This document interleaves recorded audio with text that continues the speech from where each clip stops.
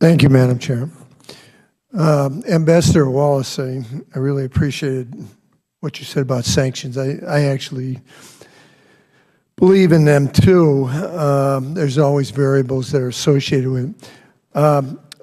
You know, my background, I was in the military for quite a while, 26 years, and we always had the NATO scenarios. This is back in the Cold War time, and you know, the threat was always the Soviet Union for nuclear war.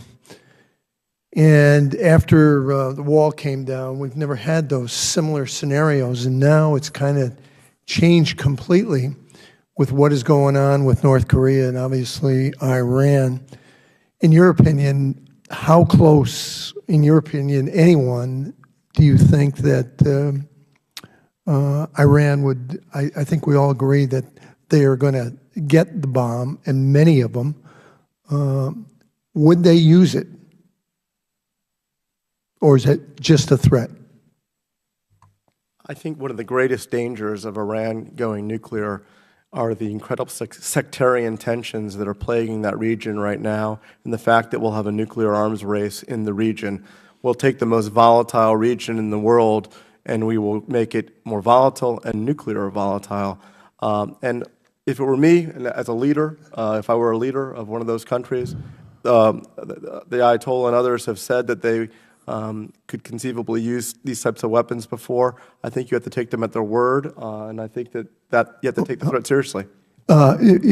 Before you answer anymore, the reaction of other countries, let's just go with the scenario that they have the nuclear bomb. We're talking about Saudi Arabia, some of the other Arab states, the Arab, you know, Persian, Iranian, the animosity between them.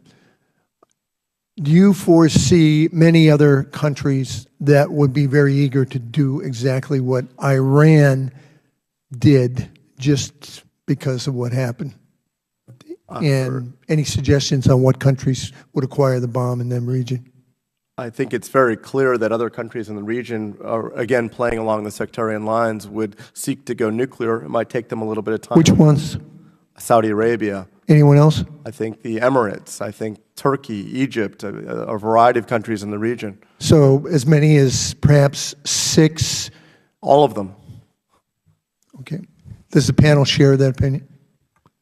I'm not sure I'd go quite so high, but I'd also point outside the region. I mean, with North Korea, and if the general regime starts to collapse, I think we could be talking about South Korea, Japan.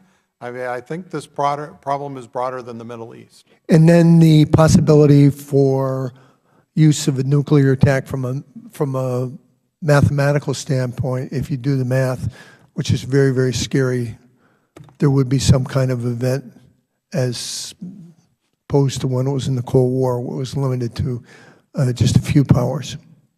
Well, certainly, I'm already, frankly, quite concerned about Pakistan. I mean, it looks like at various points Pakistan might just dissolve or break into some sort of Islamist sectarian fight, and who knows who would wind up with the weapons. Well, thank Same you. thing with North Korea. I just wanted to... I think it shows why it's so important to prevent Iran from getting nuclear weapons. And I agree with you, and I just, you know, trust and verify, and going down this road, it just shows how naive we are, and the consequences are enormous.